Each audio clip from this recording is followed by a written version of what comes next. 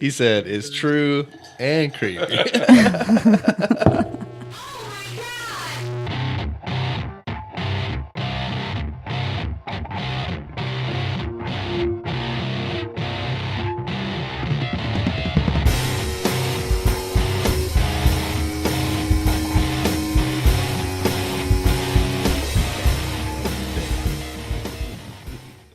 Welcome, everybody, to episode 86 of 1 million of the Serial Chillers podcast from the Super Network studio. I'm here with Hella Greg in his bunker, Super Network bunker, 66.6 feet directly below us. Greg gets here before you guys do, so he just slides in. It's a secret door. I can't tell you where it's at. I also don't speak to him as he passes through. That's also become a thing between us. So we don't hate each other. We just can't face each other without a screen between us. Show. Yeah. It's so this part can happen. Exactly. So tell me, Hella Greg, how goes it in the Super Network bunker? Good. Ah, yes. Very good to hear. Yes, I'm good. Friction burns on my hands from the fire pole on the way down. But, See, I didn't even know that. I'm learning more about the Super Network bunker every day. He goes behind the door and he just does his thing, and I don't question it. I wondered what the sound was, but I didn't sounds like a question NASCAR it. pit crew. Sounds like a welder. Sounds like hammers. So don't forget to find the show anywhere you can. Facebook is Serial Chillers Podcast. The Facebook group is the same name. So is the Instagram. The Twitter is fucking stupid and won't let us have that many letters, so it's at Chillers Podcast. The email address is serialchillerspodcast@gmail.com. Call or text the voicemail line 1-805-666-2513. Merch, serialchillerspodcast.threadless.com. and serialchillerspodcast.com for all your motherfucking stickers, y'all. Thanks, everybody, for your purchases so far. Hope you're enjoying them shits. Patreon.com/serialchillerspodcast if you'd like to give us as little as $1 a month to keep the fucking wheels on this thing, because we're barely hanging on over here, and it's not money holding us back, is it, Greg? No, it is not. So I've got two guests here. You guys have been here before. Not here. Ro's never been here. Not here. So there's your introduction. Welcome, Ro. Hey, how's it going, everybody? This is Ro Brunda. I like long walks on the beach and moonlit strolls in the park. There you go. Ro and JP joined us for I can't remember what episode. That's not my job, and it was a good time. I do remember you brought us the story of Josef Fritzl. Oh, Josef. That's right. Creepy. Creepy. Pretty terrible. I love it. Welcome back, the only man to ever contest the beard in the studio, JP. Oh, hey. Hi. Good evening. Hello. Hi. I'm young. Yes. So, Hello, fellow children. yes. You guys know how the show works. Let me explain it for anybody that doesn't. Each week, I sit down with old friends, new friends, good friends, and bad friends to tell them the story of an infamous serial killer. Throughout the show, you guys can chime in on my story, and if you brought a story of your own that is true crime, dark, creepy, unsolved, or otherwise mysterious, please feel free to share it. Lastly, if you have questions about questions, make sure to ask questions, because I cannot answer questions about questions if you never ask questions. Full eye contact the whole time that he said that. 100% straight in the eyes. No script. Every time. It's amazing. Are there any questions? Perfect. Welcome to and let's play the Serial Chillers podcast. Yep. I'm pretty sure that was the best question that's ever been asked right there. Usually Paul says something that I have to ignore. So today's serial killer, you guys may have heard of him, because I know you guys aren't like, serial killer aficionados necessarily, right? Ro, am I mistaking your serial killer prowess? Pedophiles, serial killers, like weird people, psychotic. Like I'm all about them. I learned so much about my beautiful fiance every time I come on this show with her. Well, then you may know who we've brought today. Today's supposed serial killer is David Parker Ray. Ooh. Does it ring any bells? No. All right. Maybe Ready. Ro's going to... You're going to know who it is. Question number 1. In what year was David Parker Ray born? 250 points to the closest. 1,000 points if you can nail it. Pretty timeless name, David Parker Ray. I don't think anybody's getting any clues from that, are they? Is this like The Price is Right? Am I going to be able to like... So they're the only... I'm glad you asked, because maybe I can explain it, because some people have asked on Instagram and stuff. The only reason it would be Price is Right is, let's say you split the difference. If someone went over, their answer is not going to be the one. Does that make sense? So only as a tiebreaker. Yes. Is The Price is Right. All right, I got my... That's correct. All right, JP says 1964. Roe says... Oh, hers is like the Oscars. It's folded up, and the winner is 1956. Roe is going to get 250 points. Boom! F you, son. I know I'm engaged to you, but it's totally fine. There's 17 more questions to go. All right. Plenty of time, JP. Plenty of time. David Parker Ray was born in Belen, New Mexico on November 6th, 1939. So he's Can much... I just say nothing good ever happens in New Mexico? Ooh, it's going to get so fucking bad. So bad. Actually, Greg, They have places called, like, Truth or Consequences. Like, those are your options. It's not like Fun and Lies. Did you know that this story takes place in Truth or Consequences?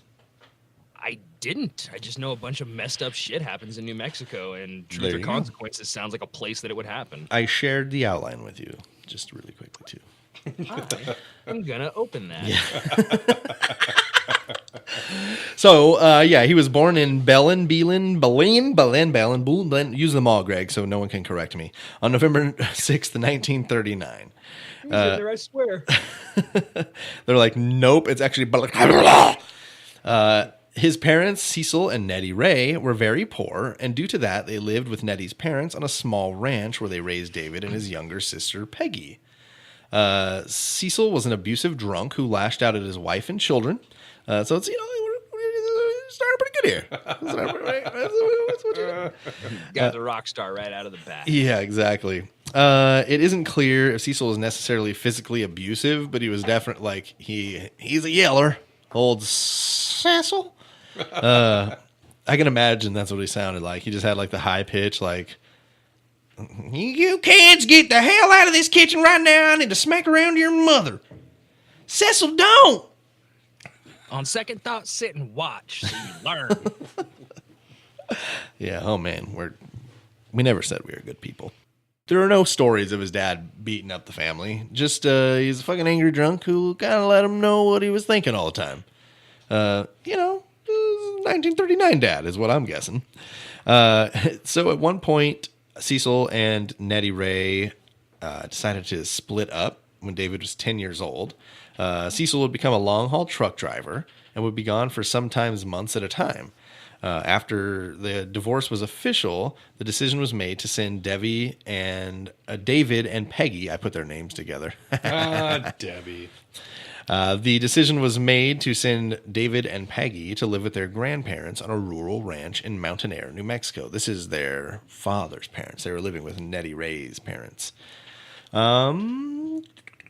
Every few months, Cecil would come by to see his children. And, question number 2, upon nearly every visit, Cecil would supply his son with a gift. It was a consistent one thing. What was that one thing? Was it A, chewing tobacco? B, little pins from each state? He collect them all. Pornography, or different types of weapons. Stacking them up with some weapons. Chewing tobacco, pins, pornography, or different types of weapons. Okay, was it chewing tobacco, pins from different states, pornography, or weapons? You got pins, flair, and JP says weapons. All right, so you were thinking maybe he works at like TGI Fridays or like, A little Office Space action going on there prior to Office Shanahan's. Yeah. And so JP thinks it's weapons. Dad's stacking them up, getting a little arsenal going. Every few months when he would stop by, he would supply his sons with magazines that depicted sadomasochistic pornography. Oh, Sado. man. Yes, that's what Cecil was into. So That was my he would, second guess.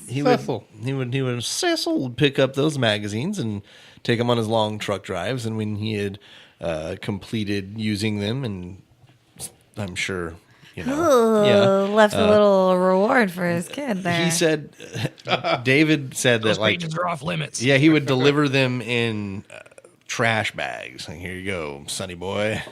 Jesus Christ, how many does this guy not have an imagination? He can't just like look at the same one again? Nope. I don't think it was. I think it was less that he couldn't look at it, less that he like couldn't look at it. You know what I'm saying? This is bringing back memories.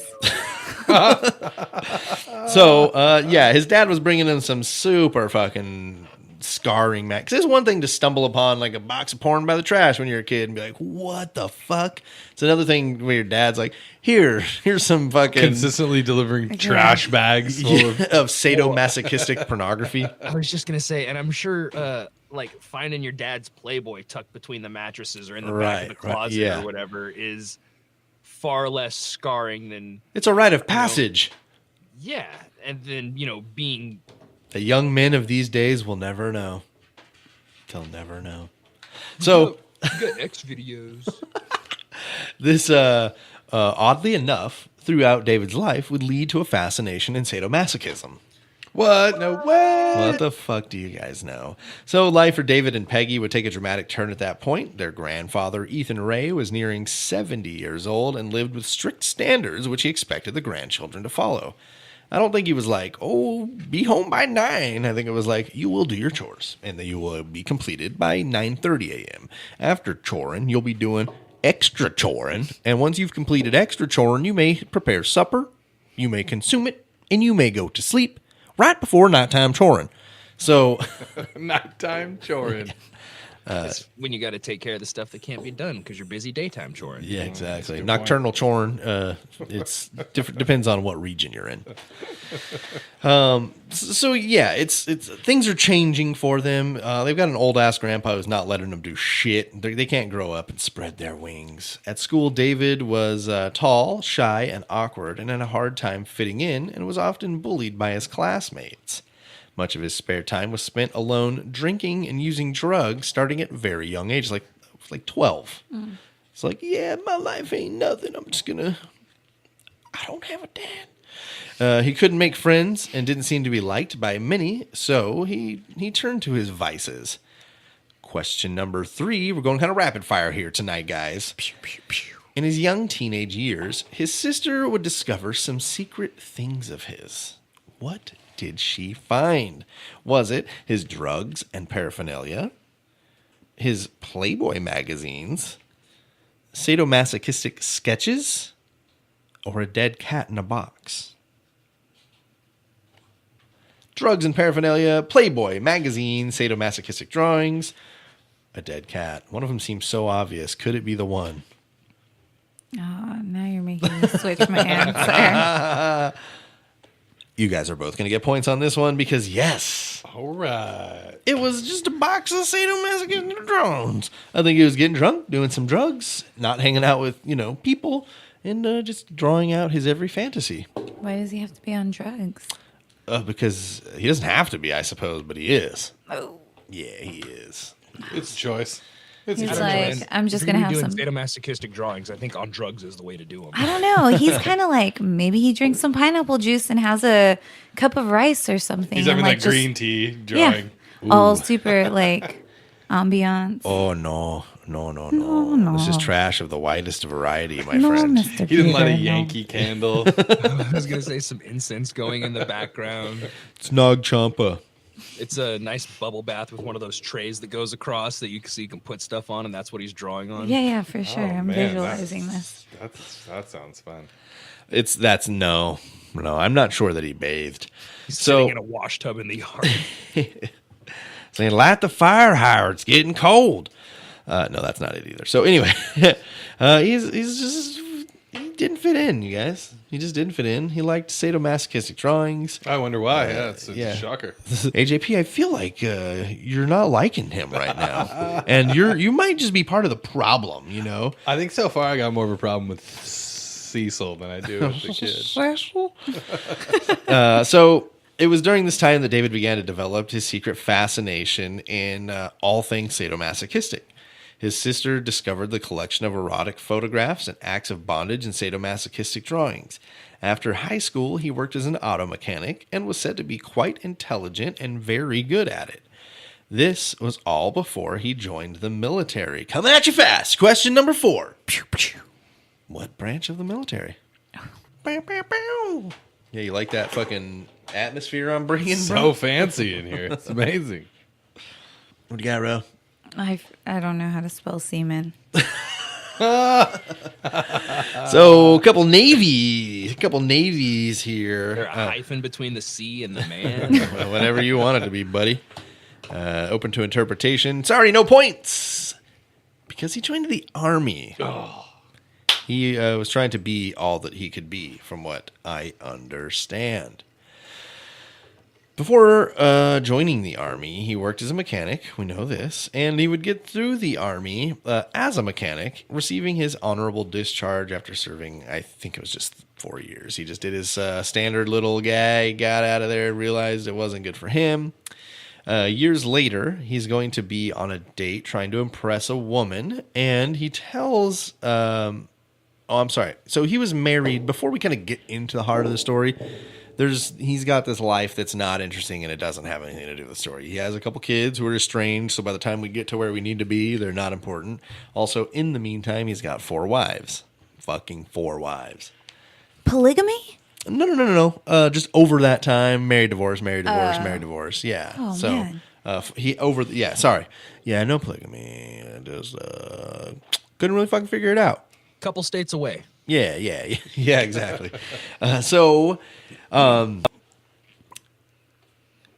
Years later, while trying to impress one of his future wives while they're dating, he would tell her that he liked it kind of rough. Like, she was aware she was dating him, and he said that, like, he had killed a woman once, and that he had tied her to a tree and tortured and murdered her when he had just become a teenager. Holy shit. Weird flex, but okay. I don't know this man. This seemed to mostly probably be a lie with David Parker Ray. Who fucking knows, though? Ray sexually tortured and presumably killed some of his victims using whips, chains, pulleys, straps, clamps, leg spreader bars, surgical blades, and saws. He is going to build himself a very expansive and very expensive sex dungeon to satisfy the needs that he feels he has. Question number 5. Where did he build his sex dungeon? Was it A, in a barn, B, in a basement, C, in a trailer, or D, in a shipping container? Barn, basement, trailer, shipping container. Made a song there. You guys like that? If you sold those 4 things, I would sell you that song. It sounds like something. It sounds like a place Cecil works. Cecil? Yeah. All right. JP said trailer, I believe. And Rose says a barn. JP's going to get 250 points because all of these and more things were found inside the trailer of a big rig on his property at 513 Bass Road, Elephant Butte, New Mexico, just on the outskirts of Truth or Consequences. Truth or Consequences. I just want to stop there really quick because I think it's kind of funny. I cannot remember what it used to originally be named, but there used to be a radio show called Truth or Consequences, and they promised the first city to rename their city to Truth or Consequences. They would come and do the show from there. Huh. So New Mexico got that shit together and renamed this city. God, I wish I could remember what it was called originally. Yeah, Greg's going to... Dateline. Yeah. But so it's to this day still called Truth or Consequences, New Mexico, but that is why. Because they wanted the radio program to come there and hear their little city. Huh? So they went there and did one episode from there. That's what the... Yeah, I believe that. But I think it was like... Let me think... What game shows? Like, what's the biggest game show? It'd be like Jeopardy being like, yo, we'll come do it at your town hall if you call your town Jeopardy, Missouri. That sounds worth it. Sounds like a lot of paperwork and a lot of stuff. You know, everyone's got to change their... Who knows, man? Trebek might not have very much longer. What a shame. He has so much good work done. Yeah, he's a good man. He's a good man. Hot Springs. Hot Springs, New Mexico. Probably named March after 31st, 1950. something There you that go. actually existed there. A landmark, it made sense. Hot Springs. Truth or consequences. All right? In your stupid face. So, They also have like badass names like Dos Cruces and shit like that. what does that translate to? That was a podcast that That wanted means- to do that the means- show there. That means 2 cruces. Sick. So, yeah, you guys, fucking crazy. All this shit, hanging out, Elephant Butte, New Mexico. David Parker Ray had lovingly named his torture chamber. Question number 6. What did he name it? Was it the toy box, the fun box, David's sex lair, a little on the nose, David, or the dungeon? Toy box, fun box, David's sex lair, or the dungeon. Both of them say toy box. Is the story starting to sound more familiar, I wonder, to either of you? No. Just good Not guesses, because 250 points to both of you. All right. We're working against each other. Not only did he name this the toy box, David Parker Ray would also become known as the toy box killer. Yes. So at this point, JP has got 500 points. Rose got 750. Still rolling. I believe we have 18 questions tonight. We're only through 5. So, hang in there, guys. The fucking toy box. Are you kidding me? This shit also had like little dumb fucking signs you might find at like the craft fair up in Oakhurst. It's like it like has love. Yeah, like dumb little Where they sayings. router him out of like a plank of wood. Yes, like one of them was like, say like, "I'm busy. Could you kindly piss off?" Like like that kind of stuff on the wall. It was too good. But then it also said like Satan's Lounge and like had a bunch of like, if they're good enough to catch, they're good enough to keep. Oh. Well, I mean, like the Satan's Lounge is kind of cool. yeah. Maybe like if it were up in your bunker, not in this trailer. Well, yeah, nothing good's ever hung up in a trailer. So it is thought within the toy box that he terrorized many women with these tools for many years while living in Elephant Butte, New Mexico. FBI profiler Mary Ellen O'Toole said that this was a lot of work to put something like this together. This isn't something that someone accomplished on a whim. If you guys saw pictures of it, it is fucking crazy. Like, this guy was very good with his hands, so he was like literally making sexual torture devices. Could you say he was handsy? He's I like to very think that handy. He was like, I traded in my GI Bill, got the cash value, and did this. Oh my god. He called J.G. Wentworth. It's my money. I need it now. Yeah. God damn it. Yeah, J.G. Wentworth, sponsor us. They were just about to. Yeah. Too. Essentially, they think that it took at least months, if not years, to build this and build the collection. This trailer was a pretty impressive feat. It wasn't soundproof, but it was pretty close. And he had a big piece of property, and he lived in Elephant Butte, New Mexico. So his neighbors weren't really close. Butte. Yeah. So question number 7. Can we just be real and call it Elephant Butt, New Mexico? No, but the whole last podcast episode, Henry and Ben were trying to convince Marcus to call it Elephant Butt. And he's like, I'm not going to call it Elephant Butt. Like, he's getting All right, mad well, about it. Since they did it, I'll let Yeah. Or else I would have already been there, I feel like. Okay, question number 7. How much was it estimated that he spent completing the toy box? Give me a dollar amount here, folks. They gave us it's a nice round number, I'll tell you that. That's a $10,000? Yes. And JP said $20,000.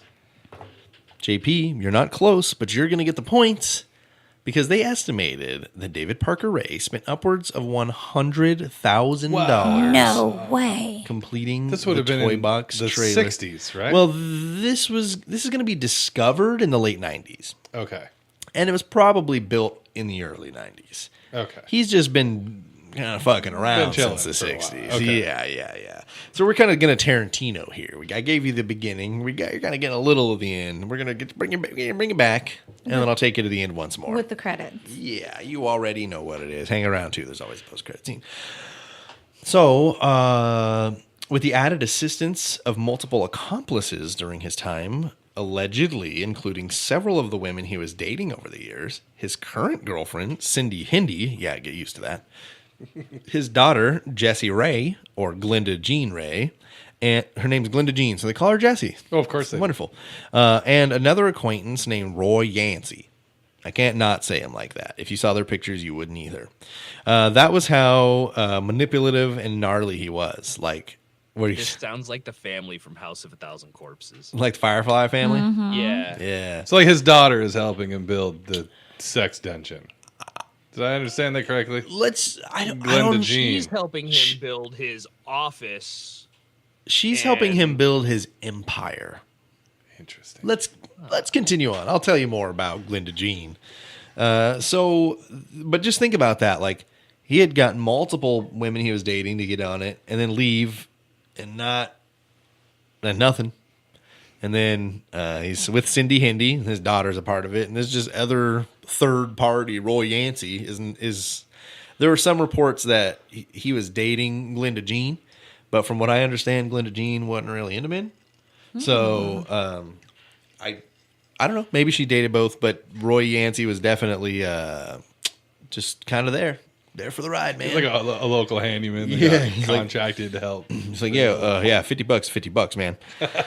So he was convincing other people, including his daughter, to join him inside the torture room, along with numerous sex toys like torture implements made out of syringes. So he would make sex toys from hypodermic needles and detailed diagrams showing different methods and techniques for inflicting pain.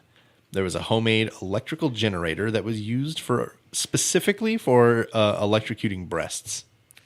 Yeah, it was like nipple clamps. That's what it was for. Let's see. I think you need to get rid of those, JP. So people are a little judgy about that one. It's kind of getting a bad rap on this podcast. I think we were fine before tonight. This is the night.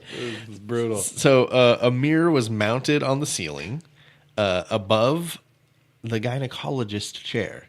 So he had the stirrup chair. That's why it cost $100,000. Because he had to go buy a gynecologist. It's definitely part of it. Certified. He was like, "Can I get that one? How many people have been on that one? I need that one right there." Hold on, let me just. Yeah, I'll take this one. Yeah, that's the one I need. Do they wear socks? I don't want the ones that wear socks. Oh, you guys are so gross, man. Like, you guys go to a gynecologist. Jesus.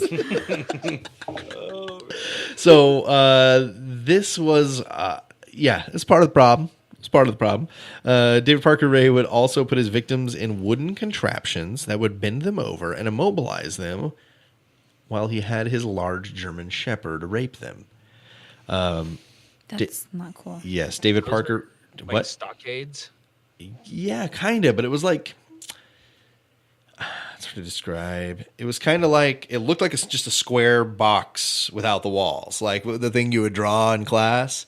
And it like strapped her in and like hung her in there from the bottom. Yeah. Like, fuck.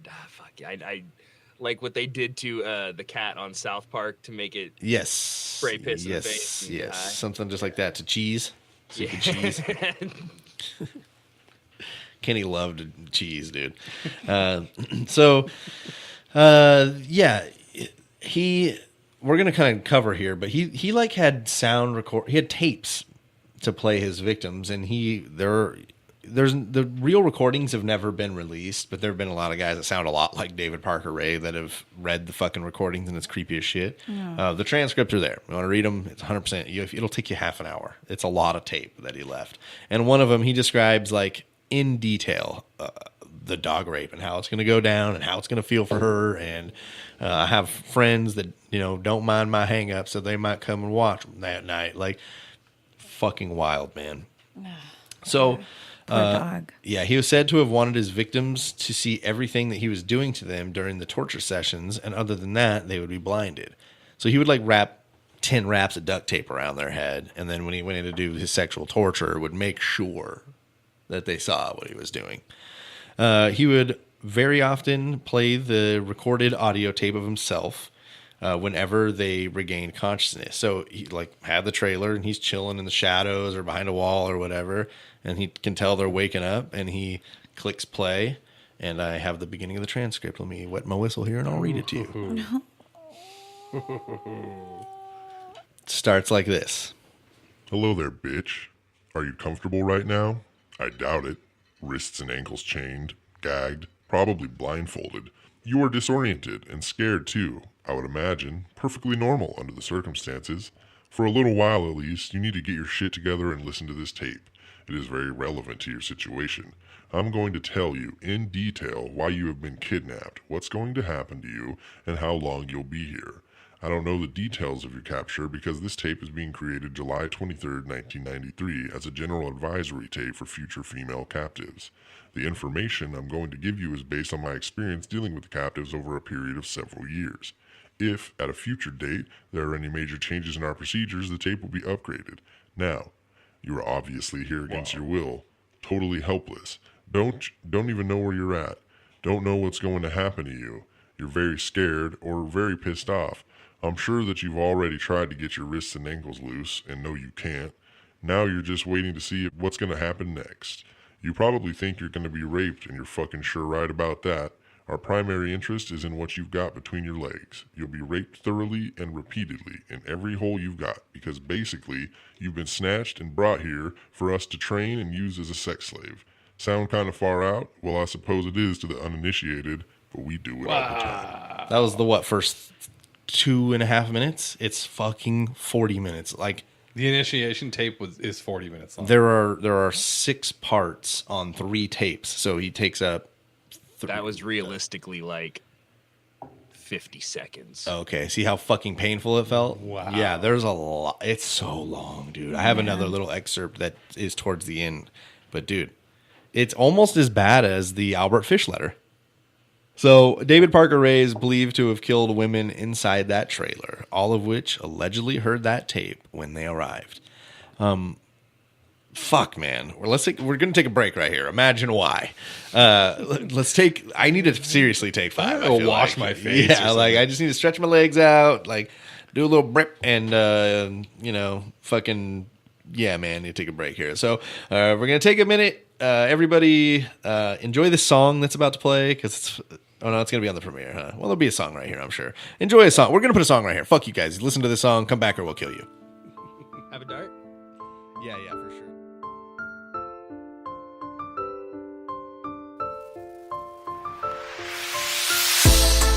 Yeah, we rap 2K. Dropping all these hits. Yeah, we gon' get paid. Yeah, we rap 2K. Driving to the paint with a 3-point play. Yeah, we rap 2K. The USA. Yeah, we rap 2K, stacking up the stash like the CIA. Rap 2K, yeah, we on now. Wrap it up, smoke it hella long now. US for fire like the bomb now. Regular people, yeah, we all coming on now. We don't want smoke, put your cars down. Walk into the function and they all coming round now.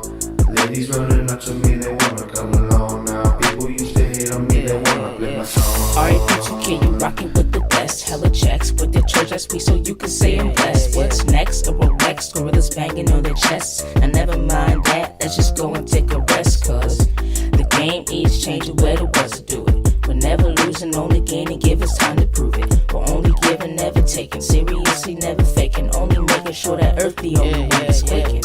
If we don't have a way, we'll make one. R.A.P.2K until we're done, just know there's none. No one else that can do it like us. Keep on running till we get a home run, yeah. R.A.P.2K, we rockin' with the best. R.A.P.2K, you're rockin' with the best. R.A.P.2K, we rockin' with the best.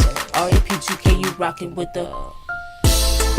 Yeah, we rap 2K, dropping all these hits, yeah, we gon' get paid. Yeah, we rap 2K, driving to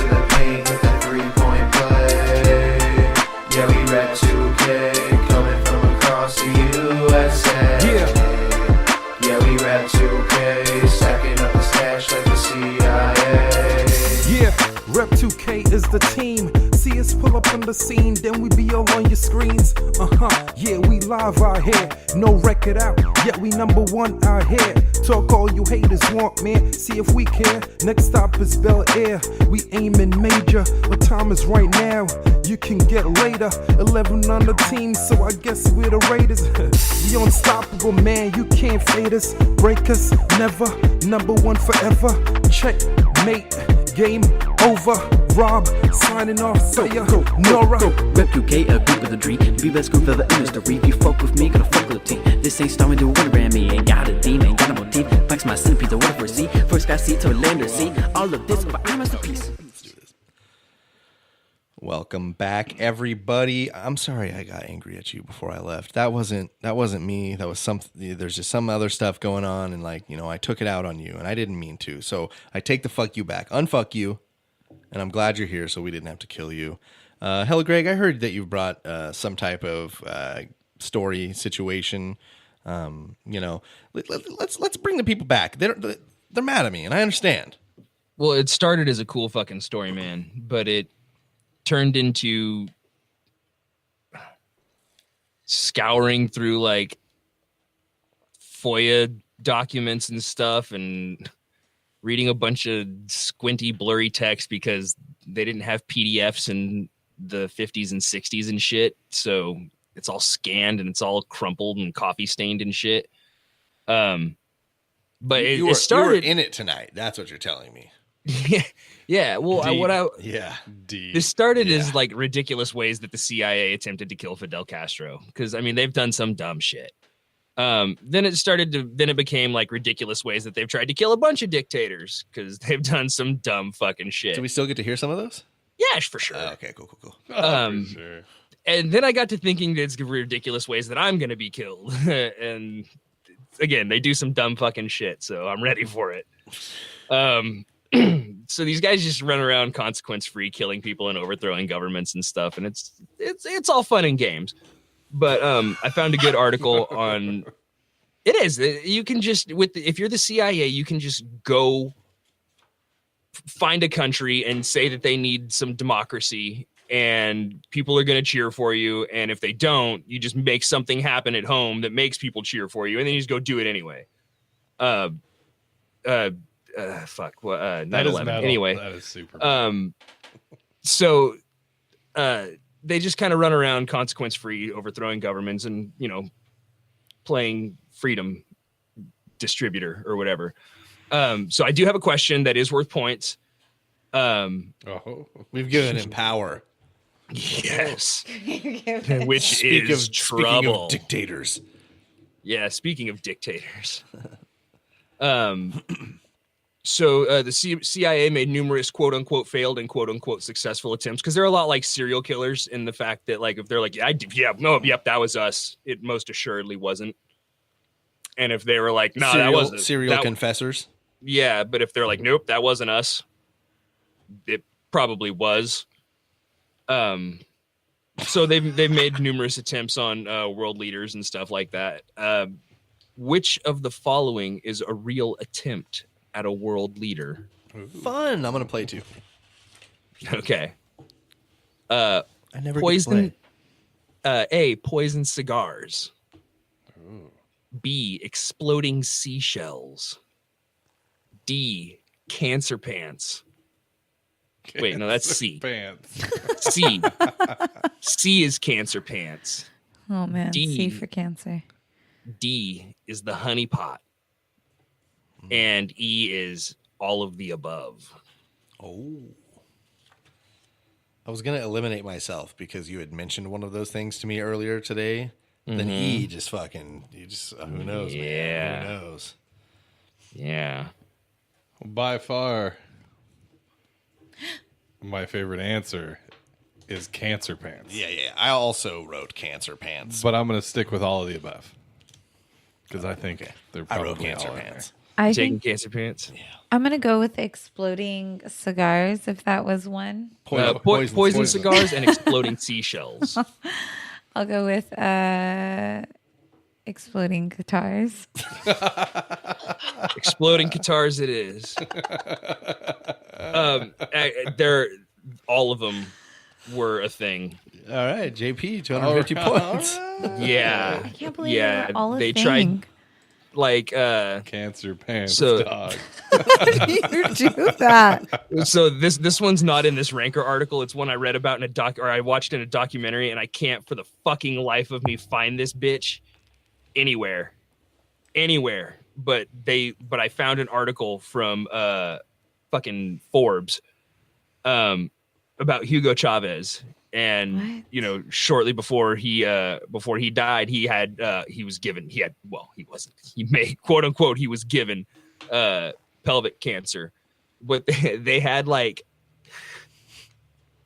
Cancer they had pants. these like fucking they had cancer pants that they would like sneak into these fucking dictators' wardrobes, and it was like fucking asbestos pants kind of. Oh, damn. It wasn't like actually asbestos, but it was like it was covered in cancer dust and shit. Like, I mean, I don't really know how to Dust. explain it. What is that? Cancer pants. Cancer Let's Yeah, it just was fucking- buy some McCormick cancer dust. And that's the thing. It's the CIA. So cancer At dust Costco. isn't that far off because I don't know, Ro. I don't know. I know JP's heard it. I know Jesse's heard it until he's got nosebleeds. But like the government doesn't care about people. So they test stuff like that and try and make it work. Yeah, for sure. And they do it without the public's knowledge. So Well, imagine if you let people know that you're going to be testing cancer pants on them. They're probably going to tell you to go fuck yourself. well, see, exactly. Bottom line is you don't buy McCormick's at Costco. McCormick seasoning. Don't buy the Montreal seasoning. Don't do it. buy it at Costco. It's all in the Montreal season. I'm not sure why, but just don't do it. I'll tell you what, though, that Montreal Mesquite's seasoning, okay. hella good. Mesquite's okay. Mesquite's fine. Nobody messes with mesquite. Because nobody buys that shit, dog. Even the Illuminati likes flavor. So yeah, cancer pants is a thing. Fuck. Yeah. So good. I know, band name called it. I just want it to be like my rap name. Like, Up next sup, on everybody? stage, Me, Cancer Pants. put your hands together for Cancer Pants. Yeah, pelvic cancer in your motherfucking face, y'all. Wouldn't it be back up in your motherfucking ass? Anyway. Oh. Snip, snap. The poison cigars were a real thing. The CIA got a hold of some of Castro's personal cigars and poisoned them. And they were like, all right, here we go. Like, this is enough to take down, an elephant. So it'll be enough to take down a Cuban dictator. And they were delivered to their contact. And nothing ever really happened. Nobody sounds knows about what right. happened to the poison cigars. I'm Castro sure- had one of his dudes smoke one of them, and he didn't make it. He was like, all right, well, fair He's enough. like, well, look at this. He's Next dead now. box, please. I like to think that it was just one in the bottom or something, so it was going to get him at some random time, and he made the guy smoke the entire box. I still don't trust. Yeah, so that happened. They also put exploses in cigars, like very Acme. Exploding cigars. There you go. Exploding guitars. That's right. Flamenco guitars. Imploding guitars.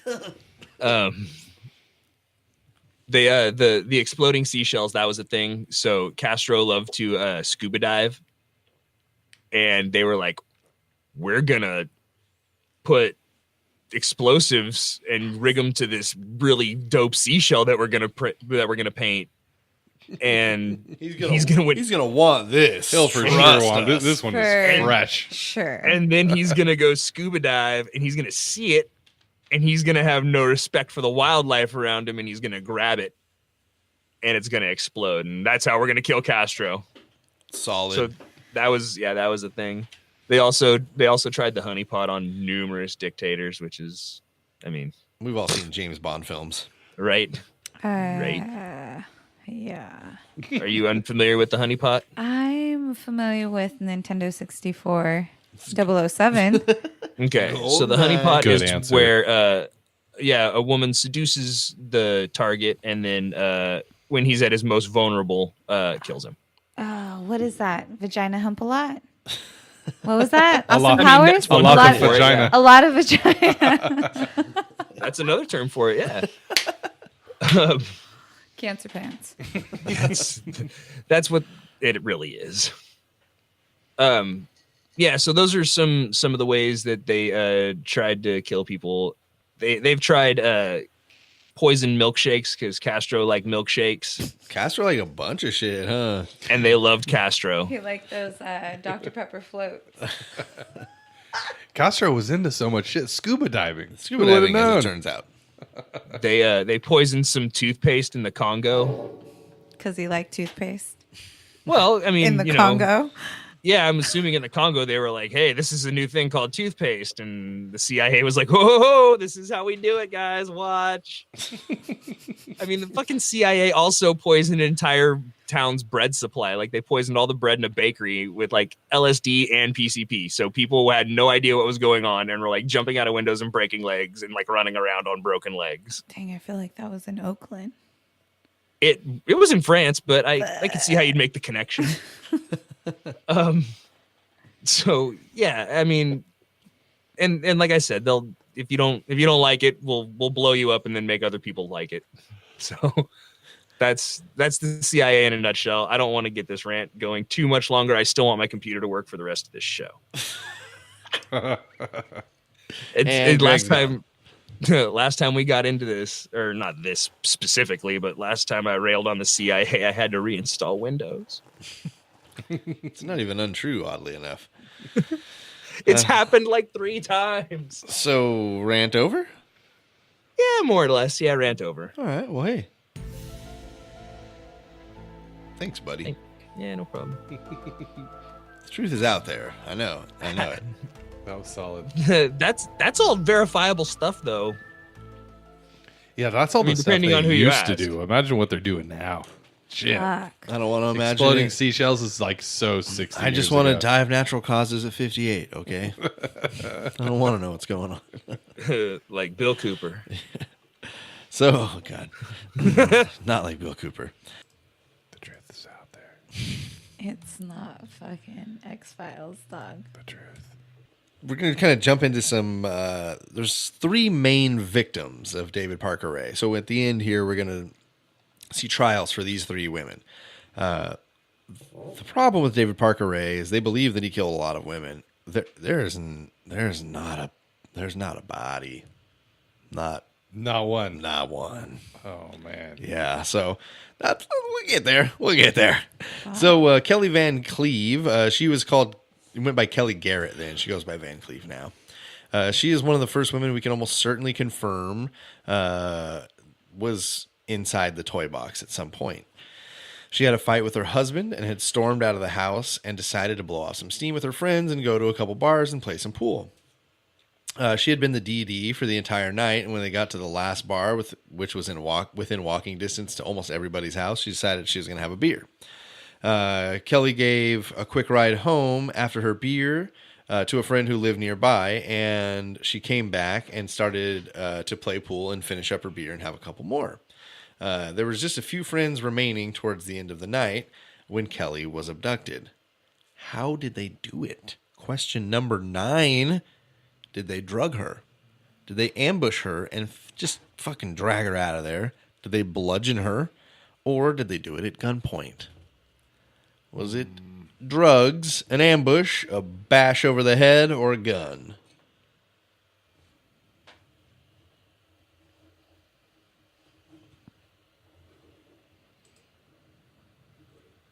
JP is up 1,000 to 750 currently. JP says bash on the head. Rose says drugs. Rose is going to tie this bad boy back up at 1,000. Suck it. Because while at the bar and having just those couple beers, Glenda Jessie Ray was one of those people in that group and was able to slip some drugs into Kelly Garrett's glass. And at this point, Kelly realized that it was just she and Jessie Ray left at the bar. She started to feel really dizzy, and she didn't really realize what had happened because she had had like 1.5 beers, and she was like, she drank, like she didn't take 1.5 beers to knock her down. So she asked her friend of a few years, Jessie Ray, if she could take her home. Jessie agreed and began to drive, but at this point, Kelly was beginning to lose consciousness. So in and out, in and out.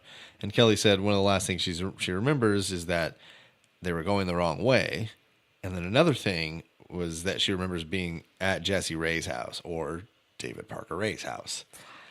So 24 hours later, Kelly is nowhere to be found. Her husband goes and puts in a police report for it, but they inform him, like, there's not really anything we can do. She's an adult. Adults are allowed to just leave. They don't have to tell you, you know. So they agree to be on the lookout for her, but that's really all you can do. We'll keep our eyes peeled. Yeah, when an adult runs away, it's not a runaway. You know, it's when an adult is missing, they're, unless you saw them get abducted, I suppose, and it's apparently at this point in time they're like, nah, we don't really look into that. Sorry. So,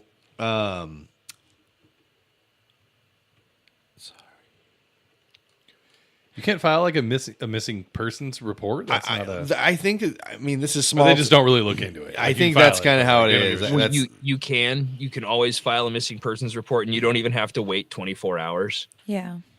But that doesn't mean they're going to take it seriously. No, what happens is Dick Wolf ends up getting a copy of that police report and turns it into an SVU case. Like, that's literally what happens. All roads lead to Dick Wolf. Dick Wolf.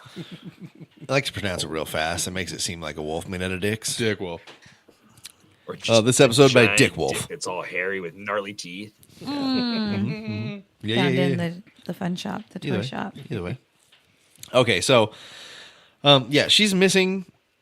We kind of know where she last was, at the bar. That's the last place she can be confirmed to be. The police are going to, again, they agree to keep their eye out. The next thing Kelly remembers is that she slightly comes to, and she is in a truck that she believes to be that of a park ranger for the Elephant Butte State Park. The ranger would actually return her home and say that he found her wandering the banks of the man-made reservoir that essentially makes up the entire community of Elephant Butte and is the largest body of water in New Mexico. How about that? Man-made. So he said he found her confused, wandering the banks. He worked at the state park, scoops her up, puts her in a truck, drives her home. He said he stopped and bought her a cup of coffee on the way home, like trying to get her back to.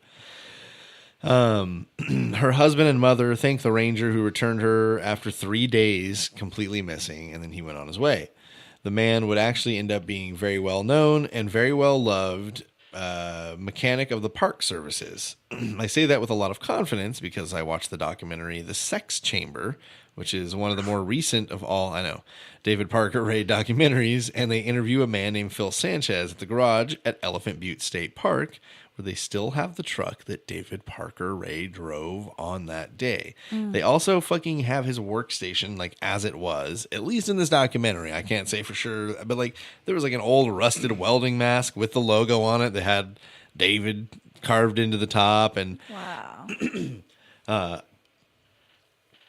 They also had, like, little tools that David makes. He was, like, super crafty, so he'd, like, made these like poles with little slip knots at the end, and he pulled them, like, super handy, like, little snake catchers, because they're out in, like, the desert.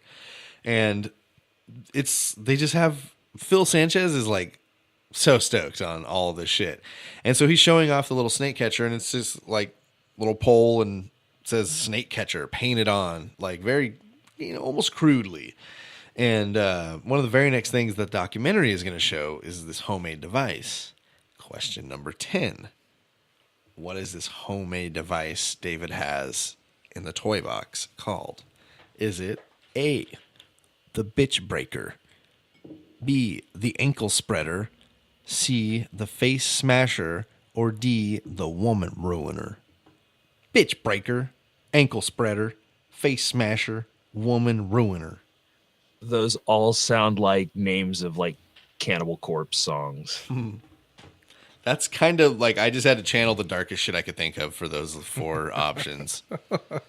And both of you guys are going to get points with the ankle spreader because, yes, it shows Phil Sanchez holding the snake catcher and pans to Dude, it's fucking crazy. It literally painted onto the side says ankle spreader, 24 to 41 inches.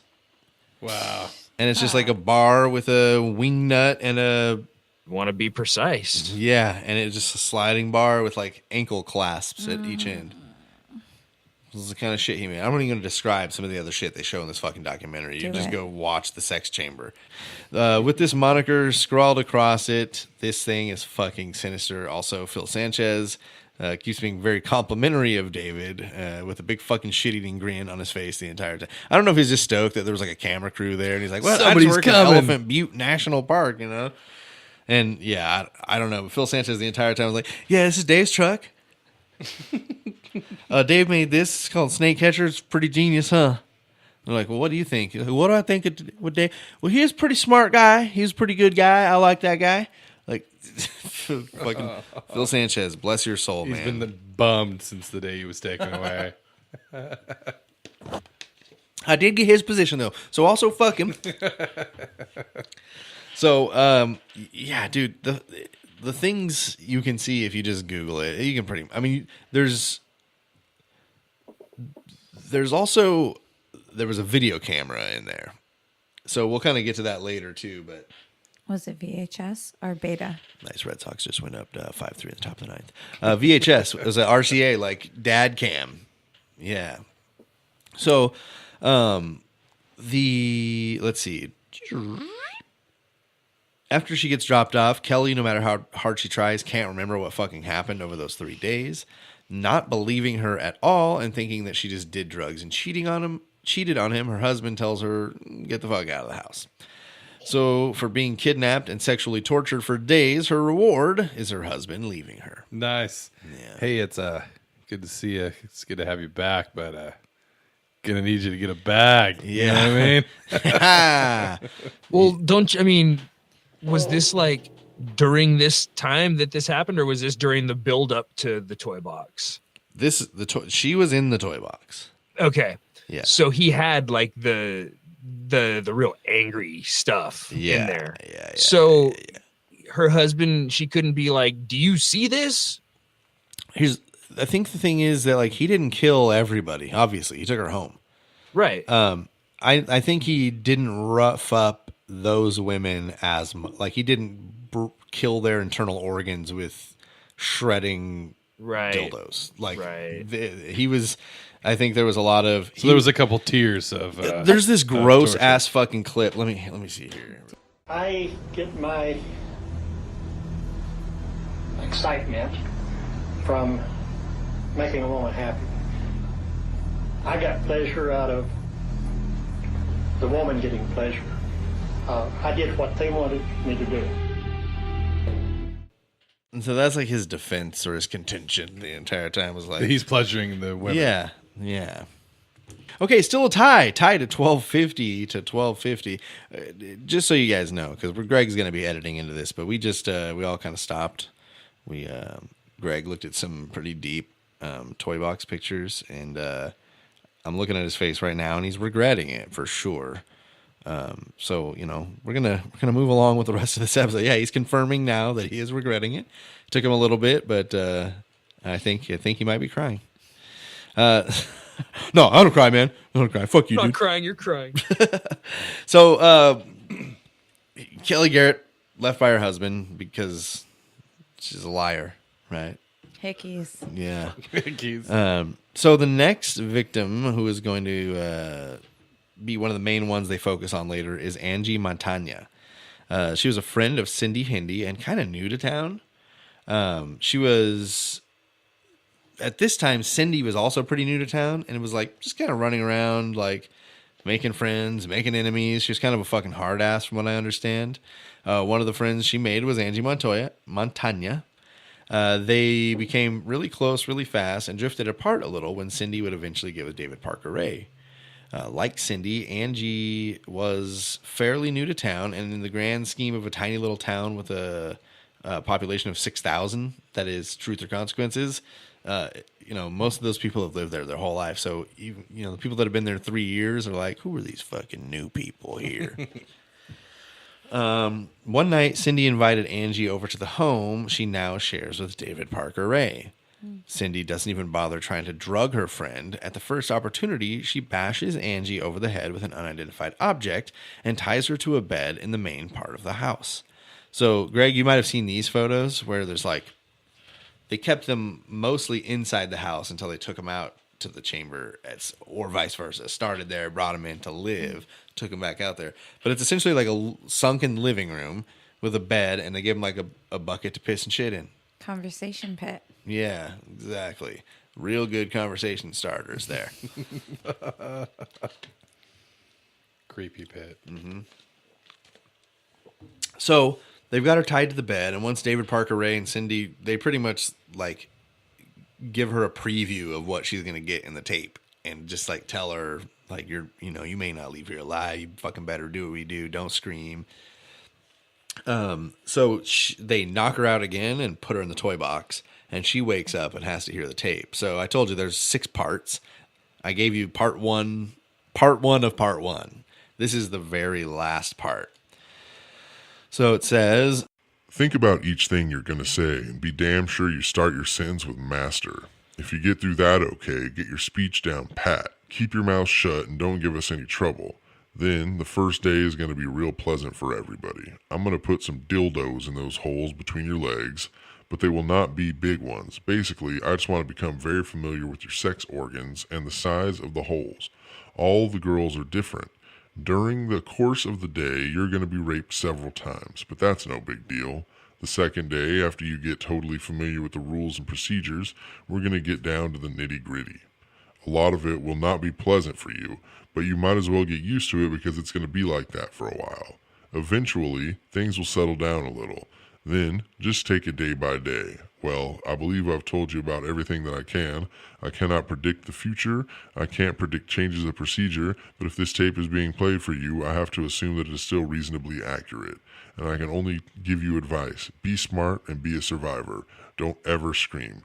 Don't talk without my permission. Be very quiet, be docile and obedient, and by all means show proper respect. Have a nice day. It ends with "have a nice day." yes. After 40 minutes Yeah. of instruction. This shitbag fucking jigsaw.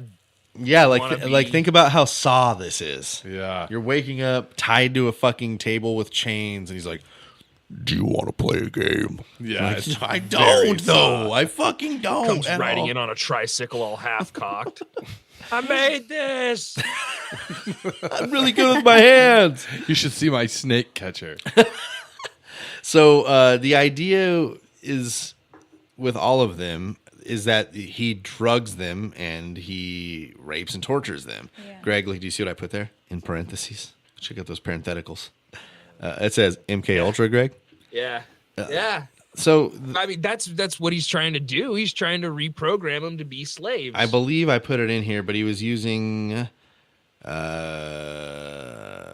sodium pentothal and phenobarbital. Yeah, those are MK Ultra drugs. Yeah. Well, everything's an MK Ultra drug. Yeah, but and those are. Yeah, he those wants are to wipe their memory out. Like, I think for the most part, he doesn't want to deal with having to fucking kill them. He just wants to rape them for a while, clear their memory, drop them off on the side of the road, 100 miles away, and not my problem. Yeah, Right. it's the excitement for Said sure. he was in the army though, yeah. Yeah. And then he just kind of bummed around for a little bit after the army. Why didn't he get one of those like pins that the Men in Black had? Oh, yes. Yeah. That's all he needed. Neuralizer. Neuralizer. Because it was the 90s. That movie wasn't out yet. Fuck. I thought he was a I think that pioneer. movie came out like right around this time. He's blowing it. 98, I think. I would guess 98 on Men in Black. God, I wish he was an engineer. I'm going to guess actually 96 on Men in Black. I'm going to go earlier. Anybody else? 95 250 points. I'm going to go 96. I think that's pretty accurate. Two for 96 and a 95. Yeah. Ooh, 1997. Yeah, man, that fucking movie is 22 years old. Holy shit. It's holding it down. Yeah. Holds up. I'll still watch it. Fuck yeah. How's it? Okay, so nebulizers for everybody. So they're not able to do this with Angie. She's pretty resistant to all of the drugs they're trying to give her to erase the memory. I'm not sure they're quite at the place where they want to kill somebody, or maybe this day wasn't good for them. There are also stories that say Angie convinced them to let her go because instead of killing her, they drop her off several hours away, knowing fully well that she's got the memories. The memory has not been wiped. Yeah. Oh, fuck it. Here we go. Yeah. So she begins a long walk home without shoes and looking quite disheveled and attempting to hitchhike. Question number 11. She's given a ride by someone with some importance. Who was it? Was it the town mayor, the newspaper editor, a police officer, or a local physician? Mayor, newspaper editor, police officer, local physician. Think about it. These are all pretty important positions in a very small town, I have to imagine, right? Small little newspaper.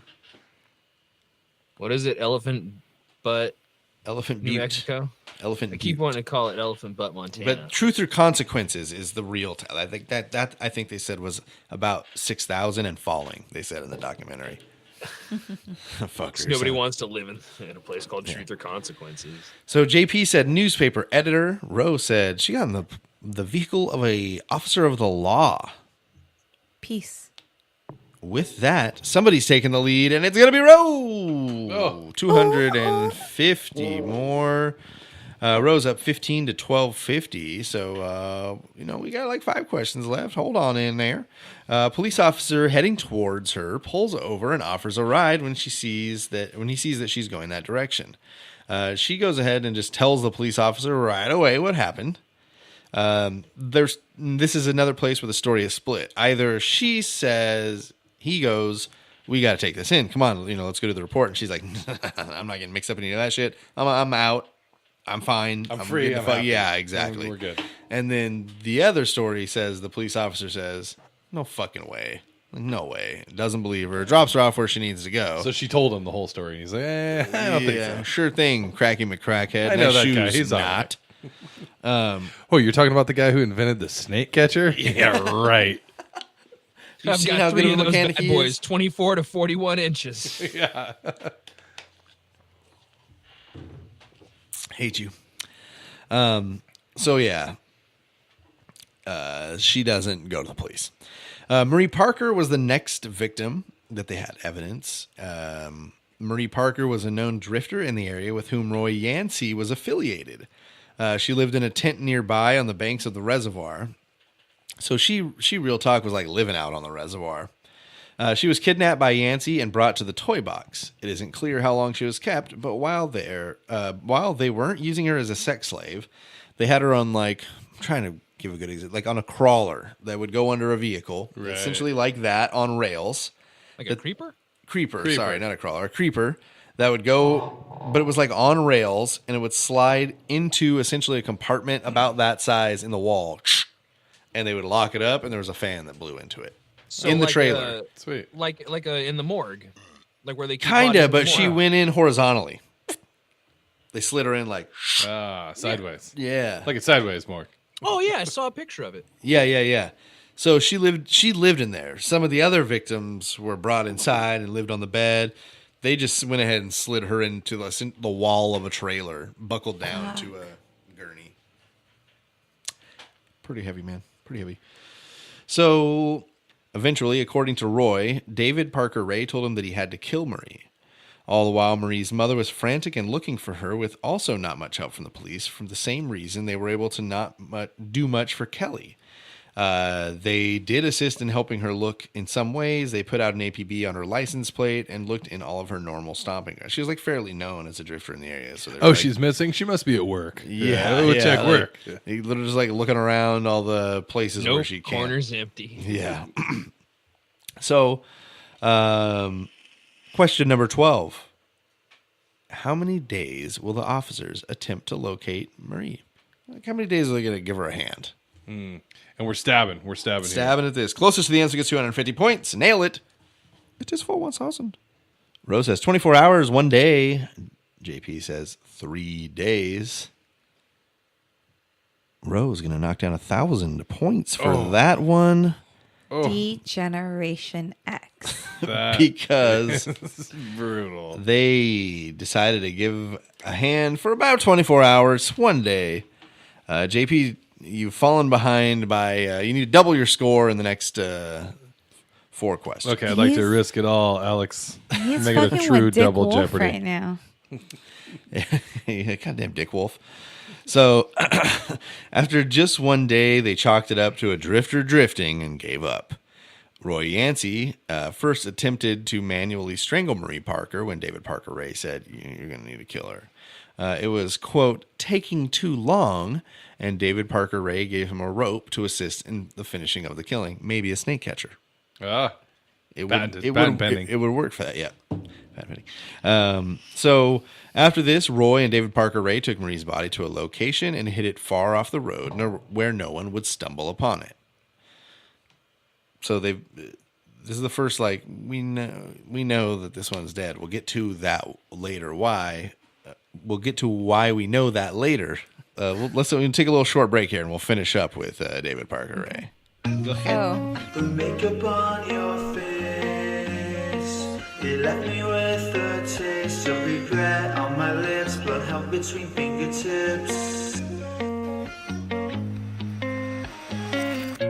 I see you sitting in your solid room on this cold dark night. I see you sipping on that vodka. It's gonna make you feel alright. Getting high, yeah, you make me feel alive. Spinning records all the time. You could stay with me tonight. Getting high, yeah, you make me feel alive. Spinning records all the time. You could stay with me tonight. What you really wanna know about me? Can't you see I'm dripping like I'm fucking saucy? I just wanna get to know you. Girl, just let me show you. Just wanna be your go-to.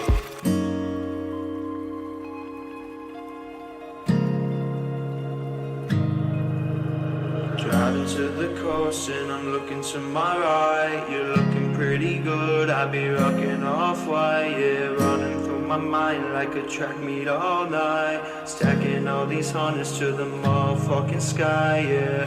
What's the plan? Tell me what it do. I can't include myself if it ain't including you, oh man. Can you pour another cup, please? Turn the system up, please. Chilling out on Long Beach. Got this rollie in my hand, I've been smoking on that grand. Got that bag from Uncle Sam. One day you told me the strength of a man is measured in his heart. I drive back home and think of times when it was simpler from the start. Getting high, yeah, you make me feel alive. Spinning records all the time. You could stay with me tonight. Getting high, yeah, you make me feel alive. Spinning records all the time. You could stay with me tonight. Can you pour another cup, please? Turn the system up, please. Chilling out on Long Beach. I'll be driving to the bank now, moving hella dank now. Looks like I'm about to cash out.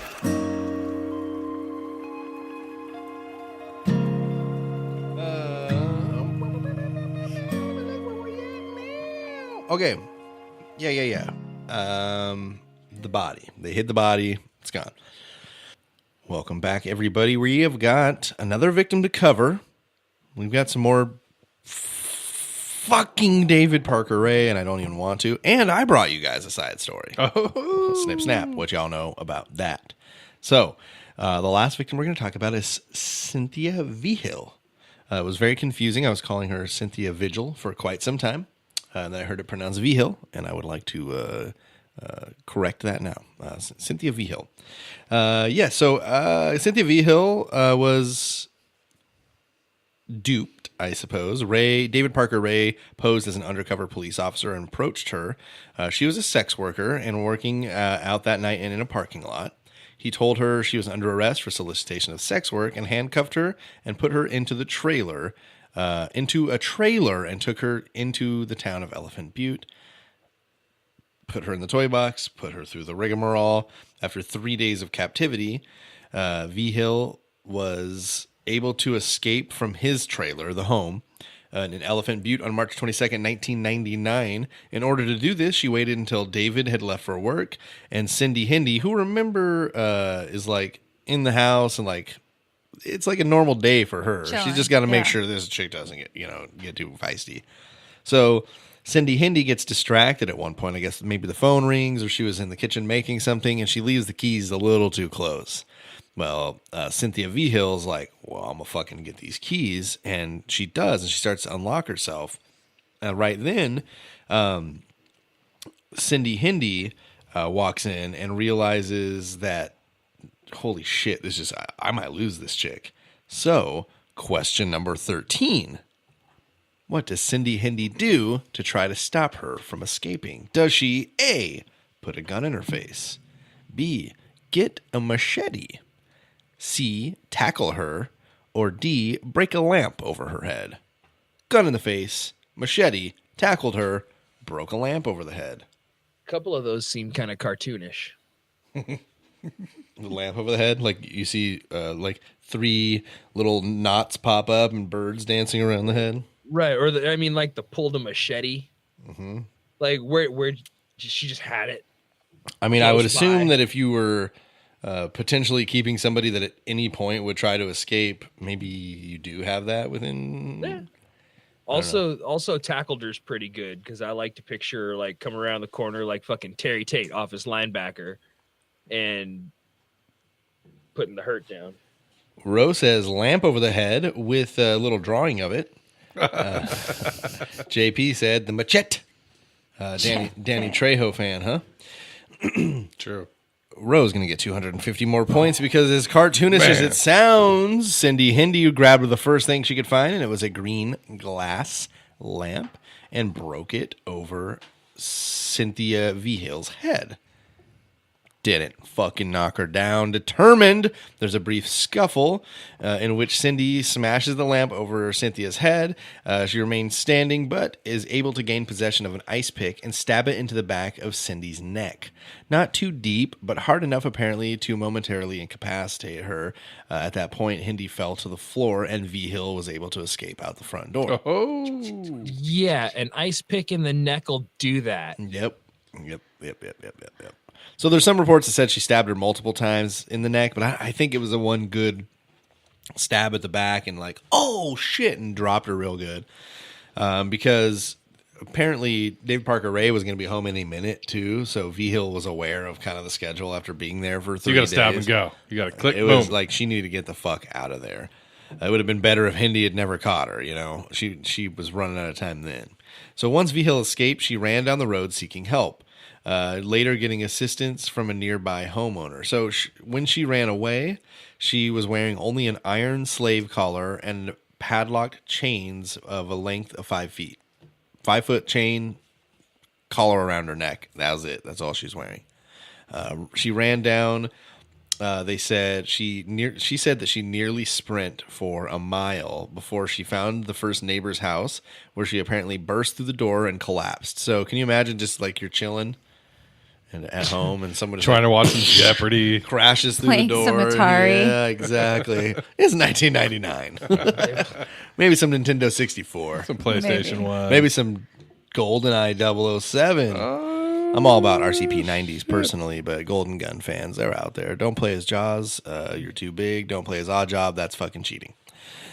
Dude, how do you suppose you explain that if you are sitting there playing GoldenEye and this chick bursts through the door and hits the ground and she's out like a light, and she wasn't really out like a light. She like hit the ground like from sprinting. She's on the ground like right. Well, I mean, yeah, and carrying like 15-20 extra pounds around her neck, and then doing all that, and then she gets in, and then like your wife comes home from work and she pulls into the garage and she comes in through the thing and she's like, I've got groceries, can you help me? And you're like, listen, I got bigger problems.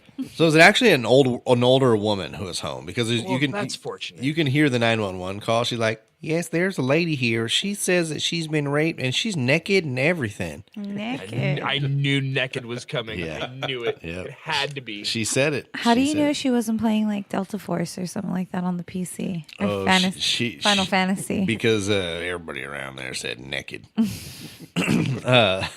So when they officially, so the homeowner took V Hill in, comforted her, and called the police. Naked. Her escape finally led officials to 513 Bass Road and helped shed light on the situation, as well as capture Ray and his accomplices. When they finally found Hindi and David Parker Ray, they were driving around what looked like to be looking for someone only a block away from the home where V Hill was discovered safely.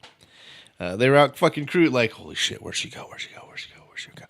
What do you think? Like, you just give up at that point, right? You think you're going to fucking go out and find her in the neighborhood or whatever? Like, you see her anywhere?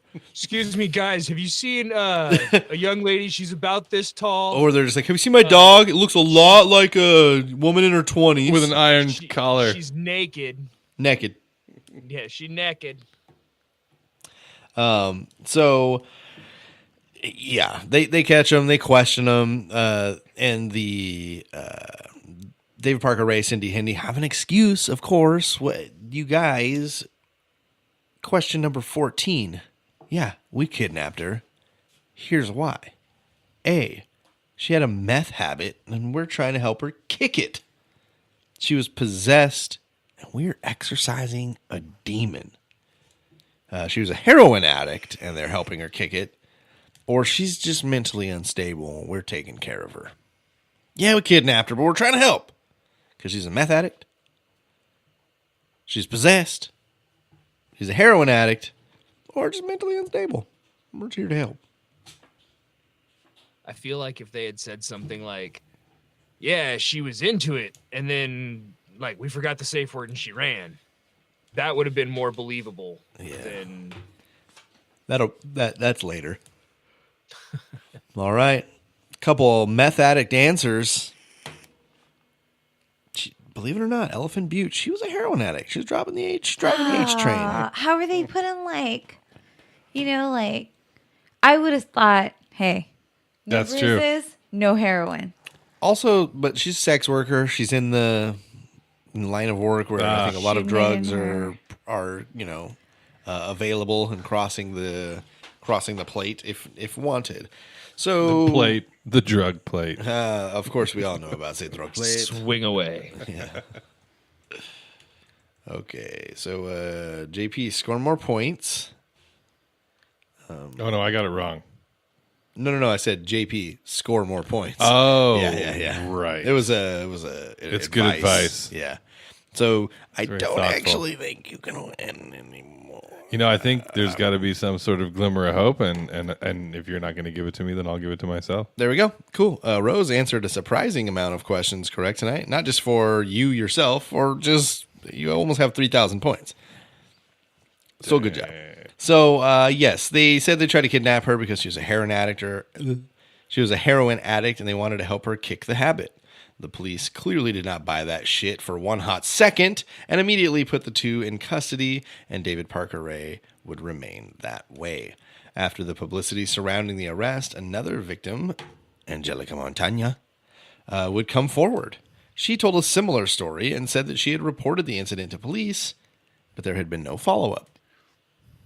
So maybe She goes, you said it was a trailer full of sex torture things. They call it the toy box. Yeah, no, that right. sounds. Oh, and they that kept you sounds there familiar. for 3 days, and then they let you go. It's ringing Yeah. a bell. Yeah. Did they give you lollipops? Oh, you said a trailer full of sex torture devices. Our bad. Yes. We were looking for something else. That's why we... That's on us. Okay. Yeah, that's us.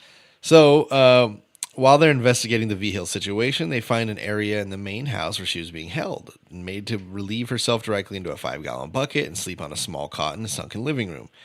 While discovering all this inside, they go out and pop the padlock on a closed big rig trailer. Now, keep in mind, they had no idea. Like, she didn't say, and outside there's a trailer. She was just like, this motherfucker kept me captive. So they pop the padlock on the fucking toy box. I went, oh. Yeah, that's pretty much exact. Some of the cops were like, it was the worst thing I've ever fucking seen in my life. And they didn't see, remind you, they didn't see like blood or bodies. They just saw this gnarly fucking room this guy built that was so fucking gross and creepy and full of $100,000 torture dungeon. room. Yeah. I don't think this is going to help anyone kick a heroin habit. Yeah. Not at all. Well, Somebody's getting kicked. Yeah. So, they discovered sex toys both normal and personally transformed by David Parker Ray, including dildos attached to the end of drills. One of the more disturbing things they found is a videotape of a woman being assaulted.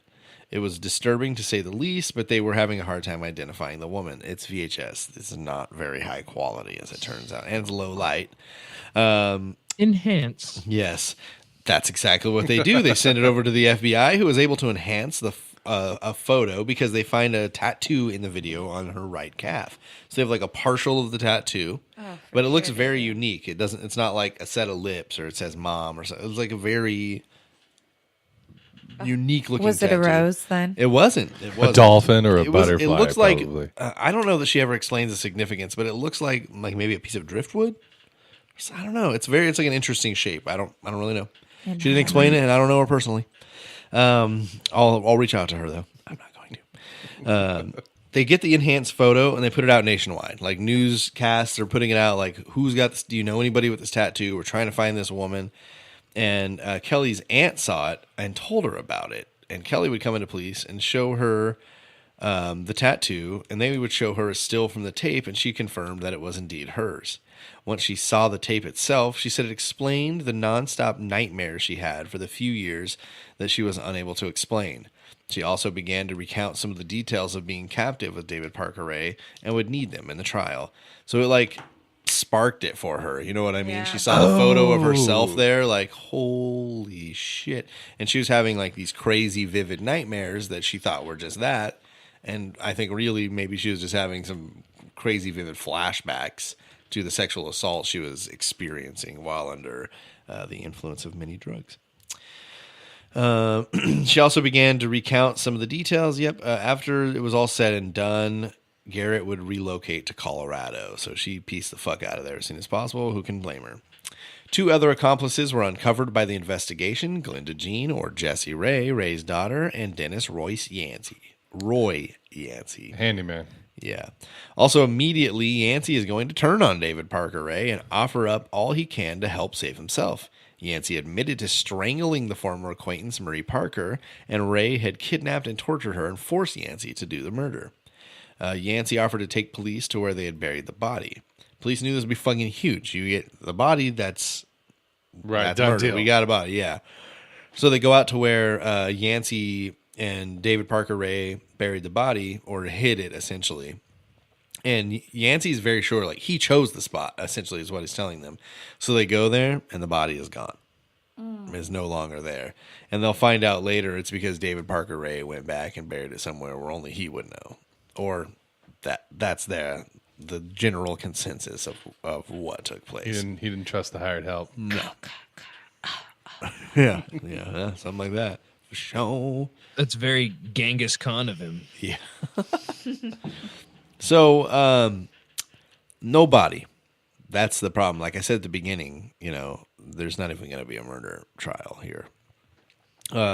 Yancey, well, except for Roy Yancey, who admitted to a murder. So when you admit to a murder, you don't need the body. When you say, I killed him, here's the body. Oh, shit. For sure. No, I didn't do nothing. Yeah, exactly. So Roy Yancey would be convicted of second-degree murder and conspiracy to commit first-degree murder and receive 2 15-year terms. Since that murder, David Parker Ray is allegedly admitted to having an accomplice named Billy Bowers, a previous business partner whom Ray also murdered. So there's a fun fact. The FBI sent 100 agents to examine David Parker Ray's property and surroundings, but no identifiable human remains ever turned up there. Fucking crazy, man. To prevent women from reporting the crimes, Ray had drugged them with agents to induce amnesia. In the recorded tapes, he mentions that the drugs were sodium pentothal and phenobarbital. Because of this, at least one woman, Kelly Garrett, remained uncertain that her recollections of the abuse were anything but nightmares until contacted by the FBI. After questioning, she came to remember all of her mistreatment. So, Remember that shit, man. That's fucking crazy to me too. That it's just like here's this picture here. Like she saw the video of herself, and it doesn't really there. You can see part of the clip, but it shows like from the shoulder and up, and it's just Dave Parker Ray like walking around and like just rubbing his hands, and she's not even like moving 1/4 conscious. She is just out fucking cold. It's right. She's pumped full of whatever. Fucking gnarly. Yeah. So the first trial was going to be for Kelly Garrett. The first trial resulted in a mistrial initially due to a hung jury. Another woman on the jury, a young woman on the jury, essentially they say was the only one they couldn't get. The judge wanted a unanimous decision for this charge. One woman on the jury they couldn't flip because she said that Kelly Garrett was, quote, or she said she could just tell that she was lying. That's what the woman said. Breaking up the unanimous vote. Retrial begins a day where Kelly Garrett is going to face her captor once more. So she's now had to face David Parker Ray in court twice because first one's a mistrial. Right. Got to fucking do it again. So they specifically, while they're looking for jurors, try to find non-younger women because the judge and other people believe that the younger women are more tough a judge on other young women and therefore cannot be unbiased. So that was the only. I think they just wanted to put this motherfucker away. Let's be real. You say what? We get whoever we got to get in here to lock this fucker up. That's exactly. The deal. So they do the second trial, and Kelly Garrett goes up and does it all again, and she's a badass for it. And with the conviction, they try him on all 12 counts, and he is found guilty of all 12 counts. They decide to wait until all 3 trials have finished before they give him any type of sentence. So this is just the one of 3. This is the Kelly Garrett one. So the next one is the Angela Montagna. She actually died before the court trial. Again, I could not fucking find anything about how she died. But I just know that she died. I don't think it was natural causes because I think she would have just been in like her mid to late 30s at the time. But the last trials for Cynthia Vigil, who was the one who escaped, and there was a fucking circus. She was put on the stand and had to face David Parker Ray. Once one of the first things done was the prosecution walks up and they bring out the collar and chain and they like set it on the table near her. Oh shit! Fully loses it. Like freaks out to the night. Like they brought an ambulance in because like they just couldn't get her to calm down. Understandable. She like starts yelling like, "How could you do this to me? You did this to me!" Like pointing at him and screaming. Yeah. I can imagine. And so right when they're about to reconvene, David Parker Ray is like, "Hey, can we just do a plea bargain or something? Like we don't need to do this anymore." Yeah, I'm good. I did it. Yeah, like I think that was like maybe one of the first moments of conscious that he had at all was, you know, like that sounds like the first touch of humanity that he ever had. Like he saw her just fully break down at even like the sight of him and was like, what? That collar thing was fucked up. Yeah, exactly. I don't want to at all give him credit for something. Yeah, exactly. That's what it feels That's my like. bad about the collar. Yeah. Like, I did it. God, this was what wasn't going to turn me on. So, fucking super gnarly. He gives a plea bargain for his time. I think we're right. I think he just felt bad. Question number 15: with the plea bargain in place and the trial of Kelly Garrett over, how long would he be sentenced to? 250 points to the closest. 1,000 points if you nail it. JP, I actually think you can get back in this. I don't think I realized how many stabbing there were. So you're really going to want to nail this, though. How many years? Don't write life. Give me years. Can't get death. Didn't kill anybody. Give me years. Okay. I'm ready. I got it. All right. JP's got it. Going for the 1,000. I fucking hope to high hell that you get this. I don't know how much of a glimmer there is, but a glimmer's all I need. That's all he needs. A chip in a chair. Chip Well, I in a mean, chair. the the spot that Luke Skywalker flew that spaceship into on the side of the Millennium Falcon there was only the size of an exhaust I hate port. you so much. So Rose says 25 years. JP says 7 years. He was sentenced for the 12 charges to 224 years in prison for numerous offenses involved in the abduction and sexual torture of 3 young women at his Elephant Butte Lake home. Rose going to get 250 more points. Mama say, mama say, mama say, mama say. So, yeah, 224 years, guys. Just in case. Is that enough? We'll see. In 1999, accomplice Dennis Roy Yancey was convicted of the strangulation murder of Marie Parker in Elephant Butte. David Parker Ray supposedly recorded the murder of Marie Parker and demanded Roy do it, and they helped get rid of the body. So, Roy Yancey, everybody. In the year 2000, Cindy Hindy, who is obviously an accomplice, who testified against Ray, received a sentence of 36 years for her role in the crimes. She was scheduled to receive parole in 2017 and did. Wow. On May 28th, 2002, that's 16 years of her 37-year sentence. On May 28th, 2002, David Parker Ray was transported to the Lee County Correctional Facility in Hobbs, New Mexico. Question number 16. In what year would David Parker Ray die? All right, Rose says 2012. JP said, was it 07? 09. 09. JP's going to get 250 points on that one. Closest to the death year of this piece of motherfucking shit. Okay, JP, you've got 1,500 points. Ro has 3,000. Oh, it was close, though. Sucker.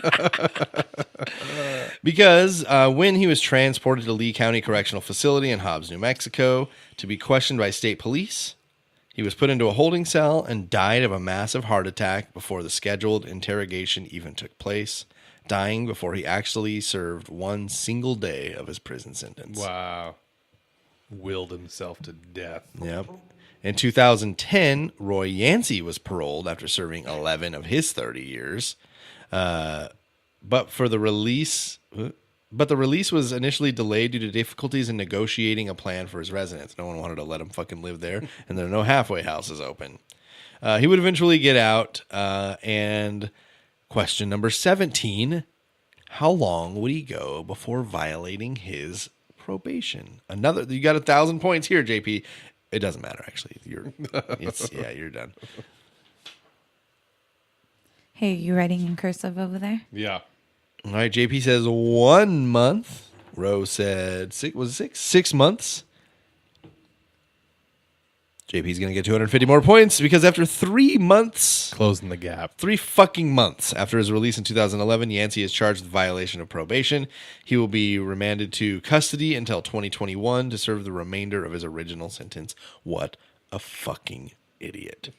God, dude. Yeah, so that's the David Parker Ray story. $50 is $50. Yeah, I Yeah. guess. So I was giving him the benefit of the doubt. I thought he got away with a couple of them, and like 6 months hit. So I didn't put it in there because there's so many up and down numbers. But from the low they think he killed is about 14. The high is 60. Wow. But they never had any bodies. Not a to tell single that. body, not a murder conviction. 60 is the high? Is the high. So he's got some burial. They essentially think he's been murdering since the 60s. Like, he hasn't always had a trailer, but he's been murdering and torturing since the 60s. And just running through New Mexico. And just a handful had gotten away, and that's how he got. I think hemmed David up. Parker Ray is a saint. Oh, that's rough. Yeah. That is a scorching hot take. So I have a last little article for you guys. It's a side story, but I have a question for it. Question number 18. What is this story about? Is it about A man who murdered people naked? Naked. A woman who overpowered her hitman? A satanic cult? Or a mass suicide? This will be fun. A man who murdered people naked? A woman who overpowered her hitman? A satanic cult? A mass suicide. Rose says a woman who overpowered her hitman. JP says a mass suicide. No turkey, JP. I'm sorry. I thought you were going for 3 in a row there, but Couldn't do it. no dice. But Ro does. Gets another 250 and is going to win this thing 3,250 to 1,750. I have to say, that is one of the higher scores somebody has put Personal down. foul. I'd like to thank all my fans and those who made it possible for me. Thank you, Serial Chillers, for contributing to that win. Absolutely. That's what we're here for. I'm going to call a personal foul for piling on. Yeah. Okay, so this article I have is by it's called Susan Kuhnhausen Kills the Hitman Sent to Kill Her. It's by Emily Thompson. It is from morbidology.com. So I'm just going straight article here, guys. This is Emily Thompson's wonderful writing. It was a brisk autumn afternoon in Portland, Oregon on the 6th of September 2006 when Susan Kuhnhausen was returning home from her job as a nurse in the emergency room of Providence Hospital. She stopped at the hairdresser and quipped to the stylist that she needed a new hair color since she was going through a tough divorce. She arrived home at approximately 6:37 p.m. and kicked off her shoes, ready to relax for the remainder of the evening. Out of the corner of her eye, she saw a man emerging from the shadows of her bedroom. He was wielding a claw hammer and ran towards Susan, swinging the weapon wildly. The intruder smashed Susan across the head and face, but miraculously, Susan was able to get the upper hand after biting the intruder. Quote, if I died, I wanted to be known that I fought to live, said Susan.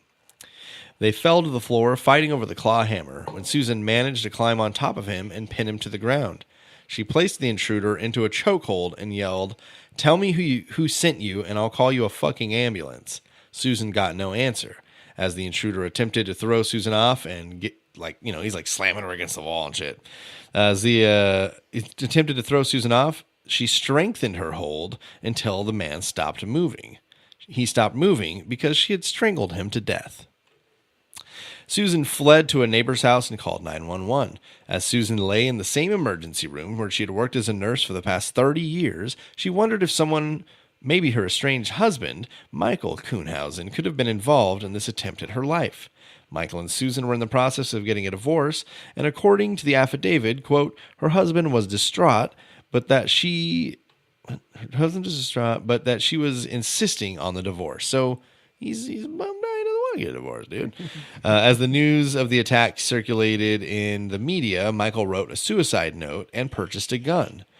He didn't have the balls to go through with it. He didn't contact his adult children for over a week before asking if they could help check him into a psychiatric facility. He's trying for help. When police eventually got a hold of him, he claimed he hadn't contacted his estranged wife following the attack because he had learned that she had survived. And he knew she was okay. He doesn't need to call her.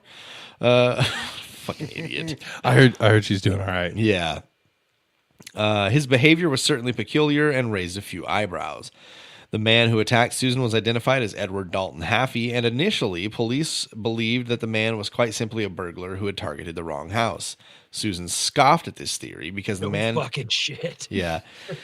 Susan scoffed at this theory because the man hadn't attempted to steal anything or even ask her where the money was. He was hiding in the shadows, waiting for her to come home. He targeted her, and after an intense investigation, Susan's suspicions were confirmed. Haffey had been hired as a hitman by Michael. According to an affidavit filed with the Multnomah County District's office, Haffey had once worked as a custodian under Michael at an adult video store. Sweet. Oh, man. What's that official job title? Jizz mopper? Assistant Jizz mopper. Assistant to the jizz mopper. God damn it. Haffey was addicted to crack and desperate enough for money that he would commit murder. In Haffey's backpack, police found a note which read, "Call Mike, get letter." So this is like, when you're telling me this story, I'm picturing like an Agent 47 type guy. And now that you tell me that he was an assistant to the jizz mopper and addicted to crack, I'm picturing more like a Charlie from It's Always Sunny, but like skinnier, like ganglier. I don't even actually know what he looks like. I only know what Susan Kuhnhausen looks like. No, I'm just saying. And okay. For her, that's just what I picture. And then for her to just know just right off the bat, she's got this guy in a chokehold and she's squeezing the life out of him. And she goes, Who sent you? Tell me who sent you and I'll let you live. Right? What the fuck is that, dude? I mean, did she drag him around by his hair for a little bit? Maybe. Jesus She's just Christ. badass. Dude, no shame in that game. Somebody breaks into your house and tries to attack you with a claw hammer. Fucking murder him first. I don't care, but Jesus Christ. So she is my spirit animal for this reason right here. Let me give you a little preface here. Tell me that she just I'm not in the outline if this is in the outline. Tell me that she just goes and finds her husband and murders him. No. I'll tell you. Okay, at first, Michael was seemingly desperate for reconciliation, but Susan refused to reconcile their marriage. The heartache then turned to revenge, and Michael started searching for a hitman to take her out. 3 people denied his proposal before he turned to Haffey. In the wake of the attack, Susan was hailed as a hero. She took this title with a pinch of salt. She said, quote, this is why she's my spirit animal, "I'm just a middle-aged woman in bad shape with bad knees." And a great attitude. Years before I ever had kids, I always just tell Greg, like, one day I'm just going to be fucking yelling at my kids, telling them, you have to be good because I didn't do it because I had bad knees and a shitty attitude. Yeah, we were talking about having kids and living vicariously through them. Yeah. So, that's what she says. I'm not a hero. I'm a middle-aged woman in bad shape with bad knees. Girl, get them. However, in that terrifying moment, Susan made a decision to live. I know, dude. I fucking love her.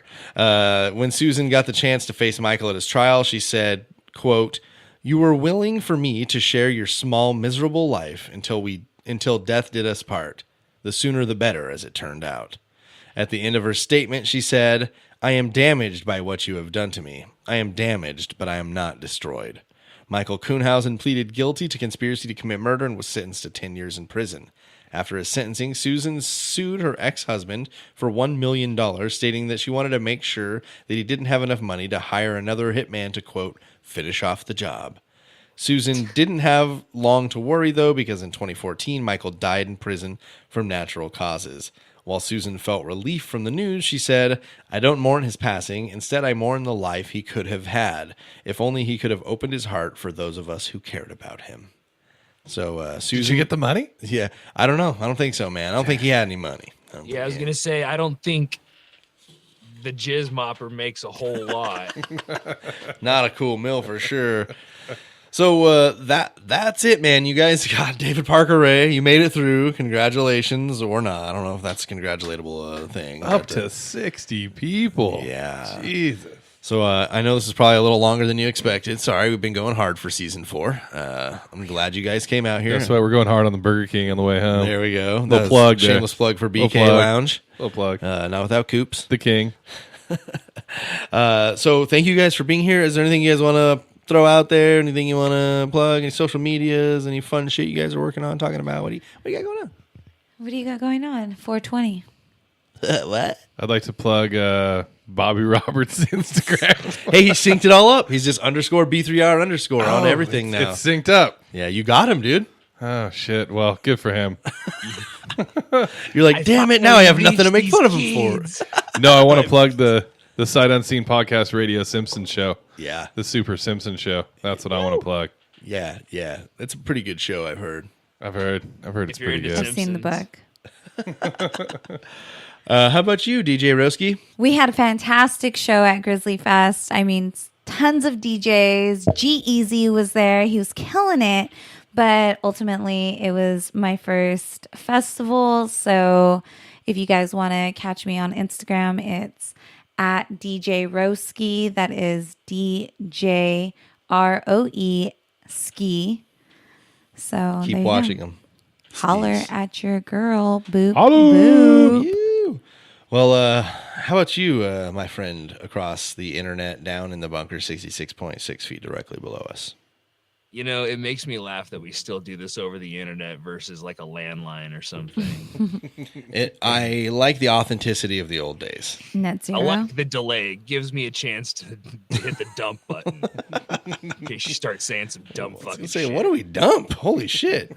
We've never done that. You're like, no, I know. It's exactly. Didn't even know we had a dump button.